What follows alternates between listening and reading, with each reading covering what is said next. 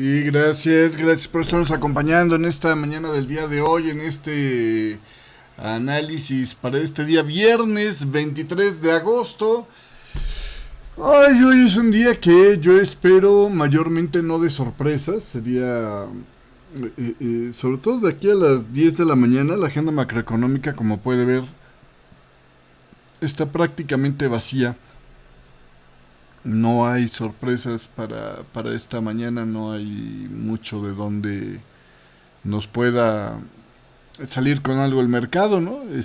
Vamos a tener más declaraciones de miembros de política monetaria antes del discurso de Jerome Powell a las 10 de la mañana. Pero pues obviamente aquí ya lo importante no es lo que diga Bostic a las 8 de la mañana, no es lo que se diga en este segundo día ya de Jackson Hole, Wyoming, sino pues lo que diga Jerome Powell es lo que va a mover el mercado probablemente. Entonces yo ahí creo que no hay mucho más que agregarle, ¿no? O sea, estamos en un momento donde lo interesante es saber qué tiene en mente Jerome Powell y finalmente pues aplicar a eso el análisis para las posiciones. Entonces, lo que creo que va a ocurrir de corto plazo, pues es un patrón de espera. De hecho, si te fijas en el comportamiento de los 7 principales pares de divisas, más o menos hay un patrón de espera, ¿no? Tenemos las oscilaciones del yen japonés, que hay por cierto, pues Ueda dicen que estuvo proyectando el yen japonés hacia el alza, pero realmente no hubo mucho movimiento, no hubo mucha reacción de sus comentarios, que fueron bastante duros, por cierto. Kazuo Ueda indicó que mantendría el aumento de las tasas si la economía y los precios se comportan de acuerdo con las proyecciones que tiene, aunque obviamente pues se defendió de los movimientos del mercado diciendo eso tiene que ver más con los miedos que hubo, le endosó ahí la factura a solo Estados Unidos, los miedos que había en Estados Unidos de caer en una en una recesión, pero que ellos están listos para reaccionar agresivamente en caso de que hubiera más inestabilidad, ¿no? Básicamente. Entonces, ahí esto es la forma en la que Ueda responde en su comparecencia de esta mañana ante la Cámara Baja del Parlamento, que creo que está bien, ¿no? Porque finalmente todo este rollo era un circo político. Yo no estoy tan de acuerdo con que el movimiento fuera exclusivamente por la razón de Estados Unidos. Yo sí creo que tiene que ver ahí un enorme componente de retraso en la toma de decisión de política monetaria de normalizar las tasas de Banco de Japón. Perdió la ventana de la oportunidad, entró en el escenario de malos y sí, malos y no, y esto fue lo que provocó eh, todo este tema, ¿no? Él dice que subió las tasas por su pronóstico de inflación que podría estarse sobre elevando. Y aquí hay un comentario interesante, ¿no? Fíjese cómo el ministro de Finanzas, puedo decir saliente porque si no se va a colocar Kishida como primer ministro, pues quién sabe si le toque, no digo que forzosamente tenga que cambiar, pero quién sabe si le toque, si el partido gobernante gana, que eso es algo altamente probable, quién sabe si le toque a Suzuki tener el puesto de ministro de Finanzas, pero por lo pronto, como que hace una especie de, yo leo, de traición a Ueda, diciendo, mira, yo creo que hay ventajas en tener un yen débil. También tiene sus desventajas. Lo que no puedo decir es si un yen fuerte tiene mayores ventajas o desventajas. Entonces ahí como que bajita la mano percibo yo, Suzuki, como que se empieza a deslindar de las decisiones del señor Ueda, que se vio forzado pues, a subir las tasas de interés porque obviamente el tema de la presión inflacionaria que se estaba ejerciendo allá en Japón era enorme, ¿no? Entonces, bueno, esto es, digamos, el resultado. Para verlo, a lo mejor tal vez sería más ilustrativo para entender el tamaño del resultado, observarlo en este gráfico del yen japonés al precio de con respecto al dólar, ¿no? O sea, muchos titulares esta mañana dicen Ueda ya impulsó al yen, ahora es el turno de Powell. Bueno, eso de que ya impulsó al yen, pues usted aquí lo ve con una caída terrible. Esto era donde estábamos ayer. Esto es lo que pasó esta mañana. Realmente es un movimiento muy, muy magrito, si me explico. De hecho, inclusive en rango de pips diarios, como puede ver por acá, pues el yen japonés trae un rango relativamente chico a lo que habíamos estado viendo. Digo, sigue siendo enorme, pues es el único que está en 100 pips, pero es un rango relativamente menor, ¿no? Entonces ahí yo la verdad es que yo creo que más bien las apuestas están puestas hasta que, o bueno, más bien las apuestas están paradas hasta que llegue Jerome Powell con su discurso. En todo caso, el dólar index esta mañana está esperando este momento del discurso de Jerome Powell, donde pues se va a buscar a ver si sí respalda la idea de recortes de tasas o no, de forma interesante, ¿no? Releyendo las minutas de la Fed, uno puede llegar a concederle a los que están apostándole al tema del recorte de tasas, puede conceder que por lo menos hay suficiente materia prima para el debate de si deberían o no bajar las tasas de interés. Yo sigo sosteniendo que la decisión más adecuada, tomando el contexto político, es esperar un poco más, argumentar de me faltan todavía más datos y esperar un poco más para tomar la decisión de política monetaria de recortar o no las tasas de interés. Sí creo que es muy interesante observar que al final del rango bajista estadístico, el mercado haya decidido tomar utilidades, que es este rally que se ve aquí. Este es claramente una toma de utilidades de esta bajada por lo menos. Y ahora lo que sigue es, pues ya dependiente de lo que diga Jerome Powell. ¿Qué puede pasar en esta mañana del día de hoy? Que por cierto le voy a hacer aquí énfasis en la posibilidad de una figura de reversal. Aquí hay potencial, no digo que ya esté activado, porque no está activado, pero hay potencial para un hombro. Déjenme ponerle un color un poquitito más llamativo. Dos.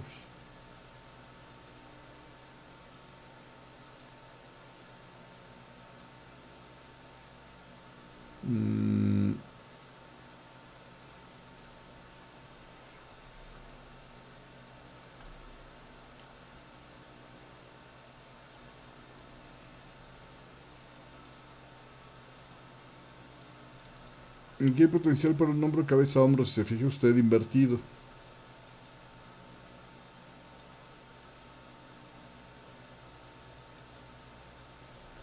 ¿Sí me explico? La línea de cuello sería esta de aquí. Ándale, con extensión y toda la cosa, ¿por qué? ¿No?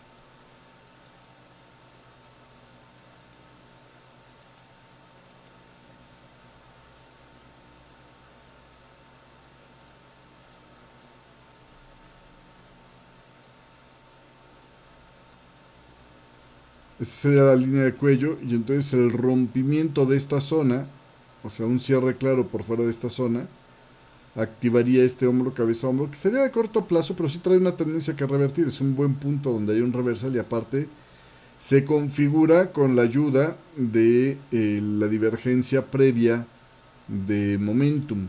¿Sí me explico? Entonces, esto probablemente podría hacernos regresar al precio mínimo a esta zona de resistencia.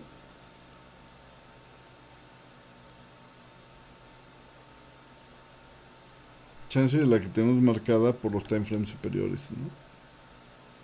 Mínimo, mínimo, mínimo. Entonces, de hecho, la proyección natural de este hombro, cabeza, hombro, apunta un poquito más arriba. Acuérdense que el problema de los hombros, cabeza, hombro, apunta más bien a entrar aquí, ¿no? Acuérdense que el problema de los hombros, cabeza, hombros, o el chiste, vamos a decirlo así, mmm,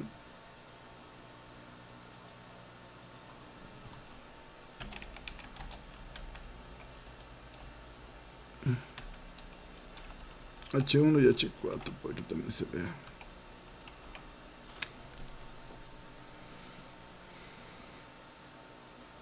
Si se ve que aquí en H4 se ve muy apretadito, pero se llega a notar, ¿no? Es hombro, cabeza, hombro.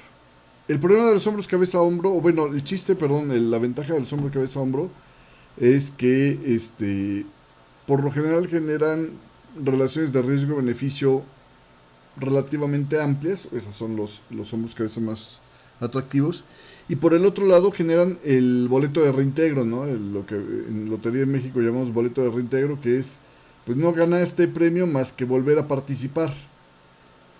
Que es el efecto que Alexander Elder llama The Bloodhound, ¿no? O sea, cuando un hombro, cabeza, hombro que detona, ojo, tiene que detonar, que entra a favor, falla en mantener la presión y cae por debajo de su último hombro, el precio, en este caso de los hombros, cabeza, hombro invertidos, el precio tenderá a buscar la cabeza con una un amplio nivel de asertividad en esa apuesta.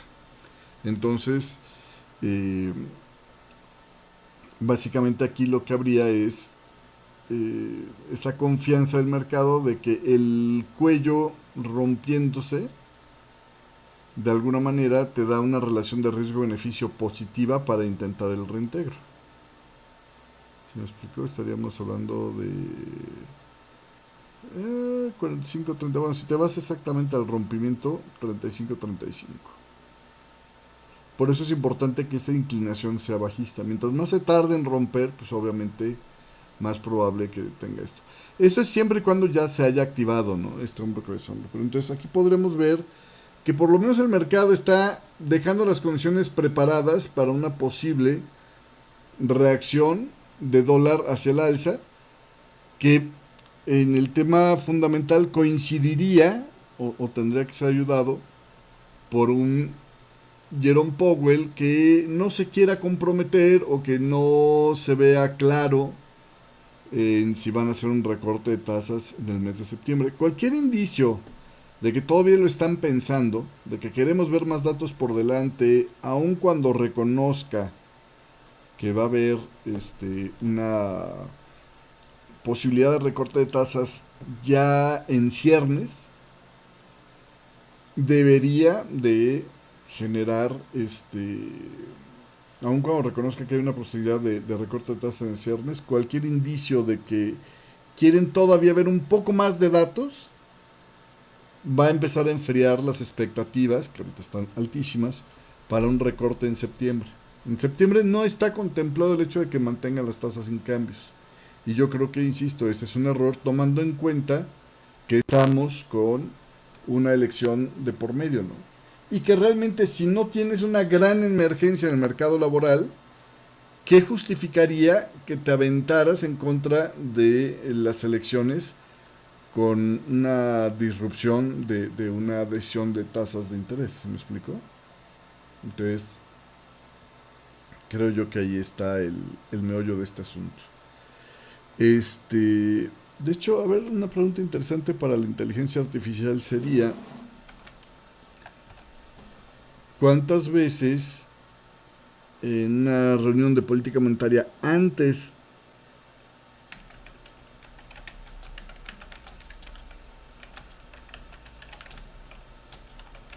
le voy a poner en los últimos 40 años porque es más o menos donde están las inflaciones más o menos parecidas?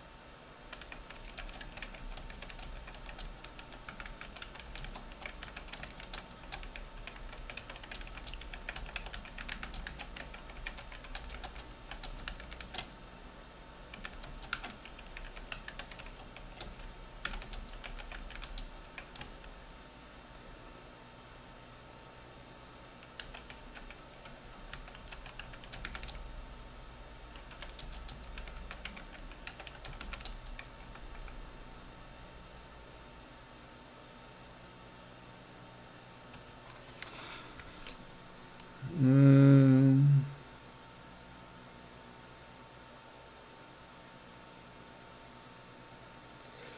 Fíjate, en los últimos 40 años, según ChatGPT, habría que verificarlo con más cuidado, pero dice, eh, en 1980 la Fed aumentó las tasas en los meses previos a la elección de noviembre. En 2008, durante la crisis financiera subprime, la Fed recortó las tasas agresivamente con recortes en septiembre y en octubre. Y en 2016, la Fed no ajustó las tasas en su reunión de septiembre, pero sí las aumentó en diciembre después de las elecciones. Bueno, esto es algo que yo sí esperaría. Entonces, en los últimos 40 años, solo dos ocasiones ha habido, es decir, de las últimas 10 elecciones, solo la del 80 y la del 2008, si no me estoy equivocando, este, la Fed aumentó las tasas.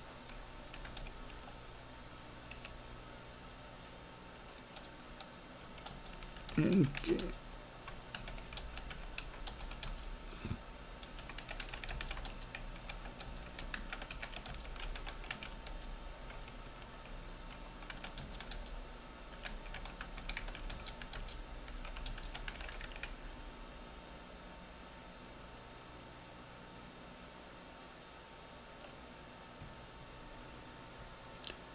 1980, bajo la presidencia de Paul Volcker, aumentó las tasas de interés de manera significativa en octubre, justo antes de las elecciones de noviembre. Este aumento fue parte de una serie de alzas destinadas a combatir la alta inflación que había afectado.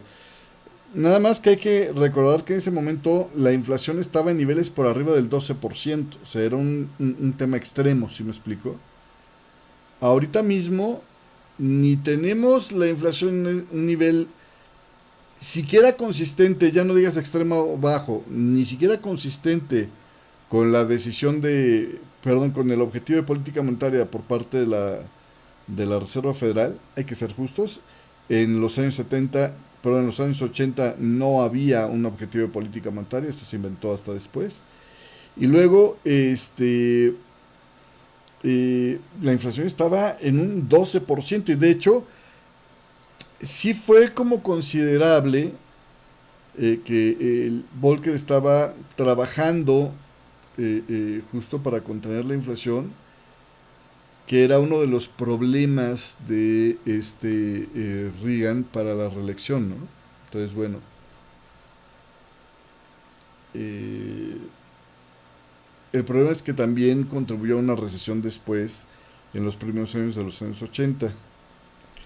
Eh, en 2008, que es la otra ocasión donde dicen que sí se recortó las tasas agresivamente, pues ojo que estaba la crisis subprime, ¿sí me explico? O sea, ahí sí es que estoy de acuerdo con que había la transición de los republicanos hacia los demócratas, o bueno, hubo la transición, ahí fue cuando ganó Barack Obama, pero es que realmente no había forma de evitarlo porque ya había estallado la crisis subprime. Entonces no había forma de no hacer un movimiento de tasas en ese entonces.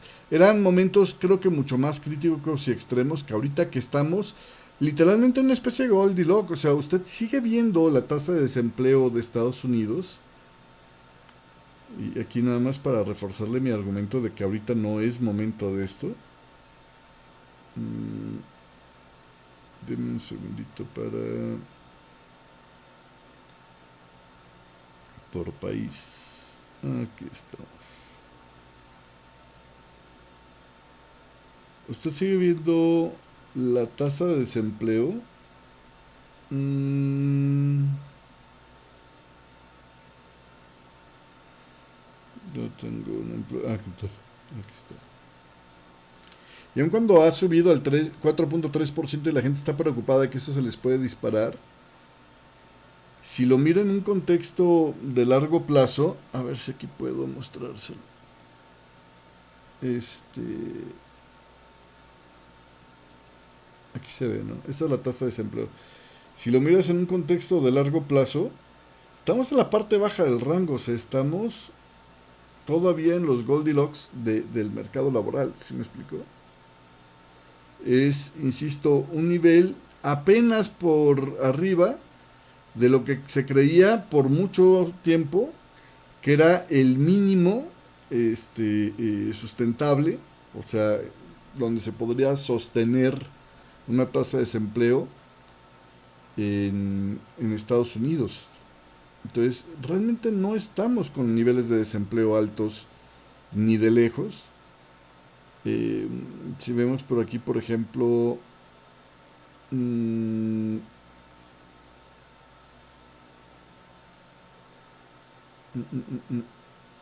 déjenme ponerle, no, porque si no se va a ver raro aquí, eh, mm,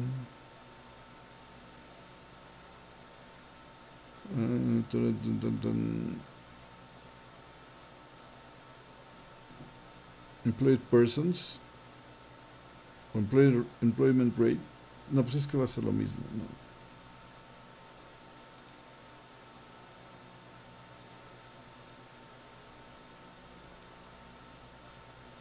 Un indicador de empleo de largo plazo, por ejemplo,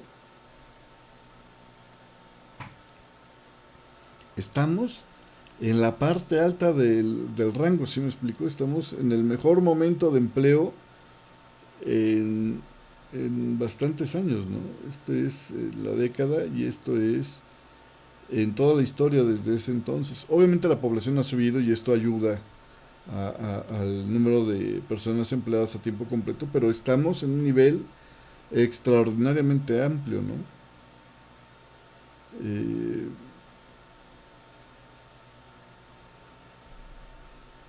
Sin ser repetitivo, pocas veces podré estarle, o pocas cosas le podré estar mencionando este tipo de gráficas, ¿no? O sea, pocas otras gráficas le podría estar mostrando esto. No hay un riesgo en el mercado laboral en este momento, en mi parecer.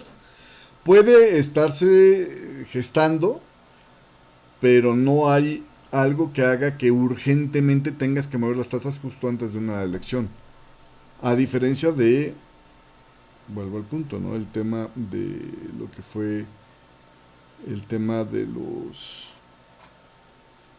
comparativo de los precios, por ejemplo, en los años 80, déjenme ponerle aquí ahora lo que tiene que ver con precios.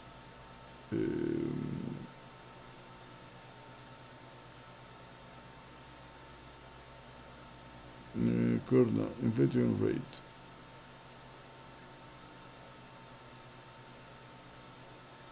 Aquí está.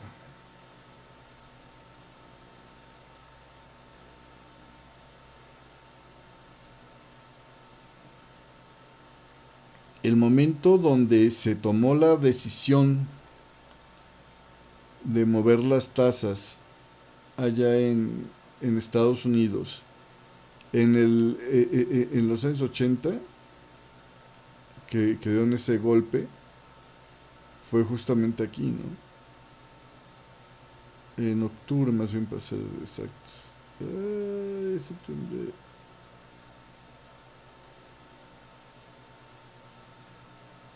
Bueno, más o menos, ahí está, octubre. Estábamos con un nivel de inflación que era altísimo y que no estaba habiendo forma de controlarlo, ¿sí me explico? Entonces fue así como, y que venía ya en consecutivo el tema de mover las tasas hacia el alza, o sea, ya estábamos en ese tren, ¿no? Eh, esta situación, pues aunque generó una caída económica importante, me parece que es relevante pensar en lo que estuvo sucediendo, ¿no?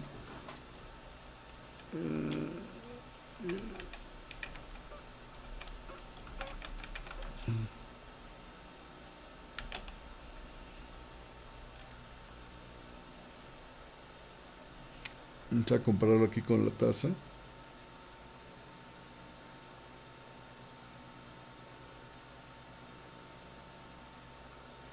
Déjeme acercarme.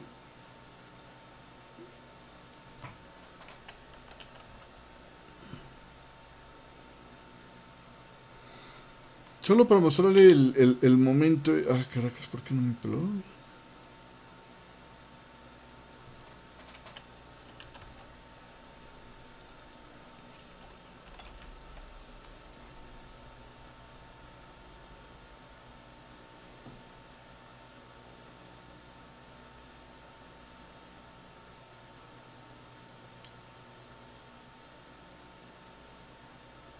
La tasa de referencia la subió de guamazo hasta un nivel. Yo no la pude sostener por mucho rato porque se lo estaba cargando el payaso, pero el movimiento de tasas, qué incómodo que se desaparezca cuando te acerques, pero bueno. Dicen por acá en octubre, pues realmente fue regresar las tasas donde ya las había tenido, ni siquiera fue un mover las tasas por primera vez, ¿eh? O sea, fue un ajuste de política monetaria, pero no fue el arranque de una tendencia. Y hay también una diferencia con lo que habíamos estado viendo antes, ¿no?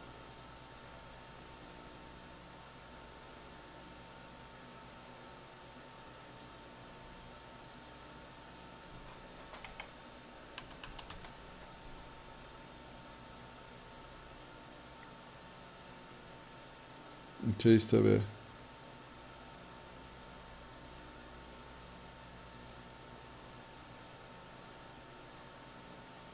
Aquí como que hay un problema de... Ah, perdón, es que estoy aquí.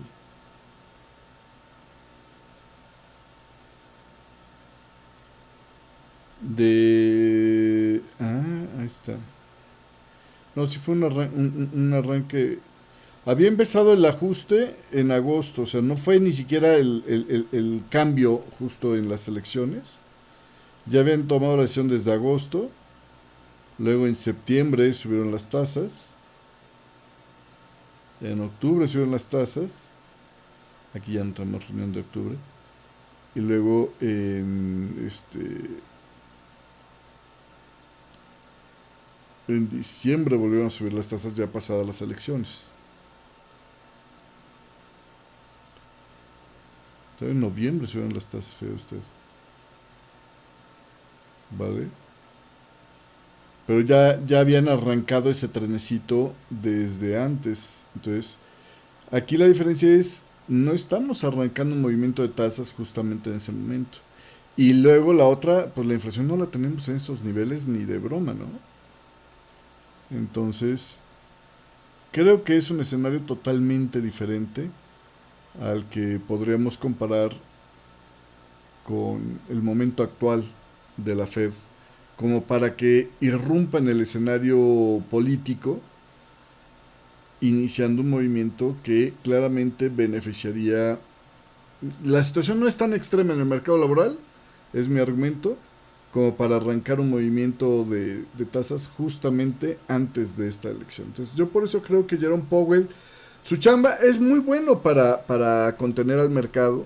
Estamos viendo que hay una Fed que está dividida y su chamba pues es precisamente trabajar en ese, formar el consenso, y el primer punto de esto es no precomprometerse ahorita a lo que vaya a pasar en septiembre, ¿no? Entonces yo creo que va a ser más bien enfático en que en que van a esperar a ver más datos. Pero cualquier indicio que dé de que sí van a hacer un recorte, uy, las apuestas en los bonos se van a ir a todo lo alto. De hecho, lo que hemos estado viendo en esta semana fue apuestas por ese aumento de tasas de interés, ¿no? Perdón, ese recorte de tasas de interés, que es el aumento de precio de los bonos, y luego el reducir esas apuestas conforme se acerca la reunión de Jackson Hole, Wyoming. Lo mismo vimos para 10 años. ¿Me explico? Se generó la expectativa de si van a hacer el recorte y luego va para abajo, ¿no? Entonces, básicamente es lo que tenemos. Mire, le puedo hablar de los demás. Le puedo hablar de que en China cacharon que estaban, bueno, más bien, a los chinos los cacharon con que estaban, si no podían comprar los chips de Nvidia, lo que estaban haciendo era rentar computadoras con este tipo de chips que tienen baneados en Amazon Cloud Services. Le puedo platicar de el barco hundido ahí en el Mar Rojo, bueno, que ayer fueron los de un destructor francés a recuperar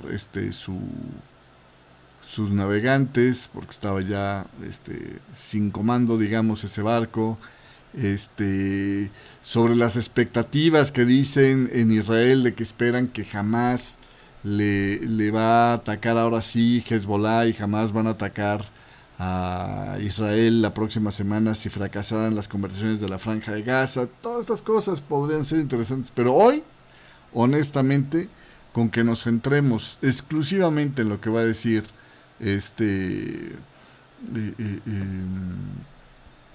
dato de el discurso de Jerome Powell, creo que ya tenemos bastante. Y la expectativa sería el esperar mantener. Ayer se acuerda que hablábamos de una consolidación,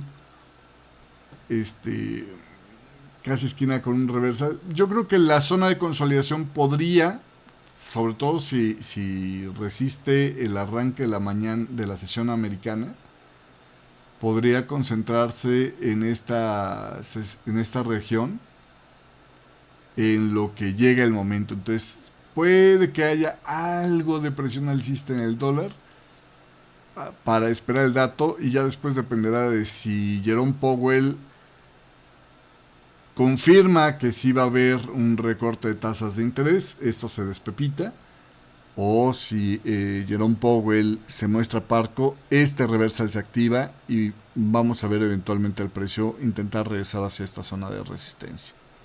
Eso es básicamente el pronóstico para el día de hoy.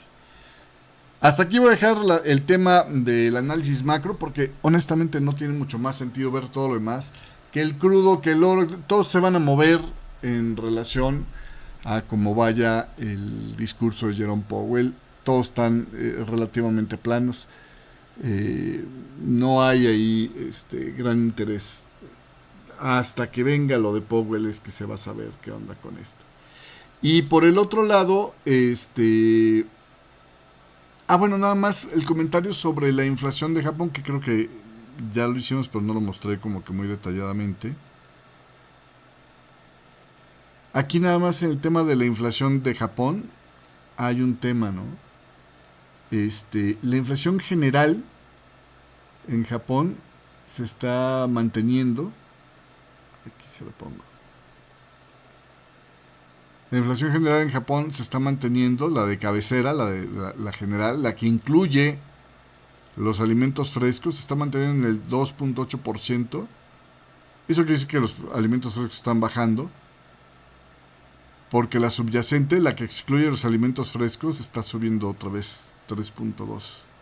Entonces, cada vez hay más presión inflacionaria. Por eso es que también hacía coherencia el discurso de Ueda diciendo: nosotros vamos a mantener el aumento de tasas de interés una vez que se estabilice el mercado, ¿no?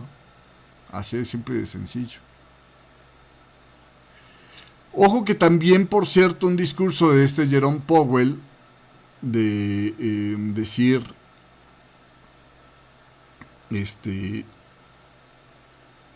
mis chavos, no nos vamos a ir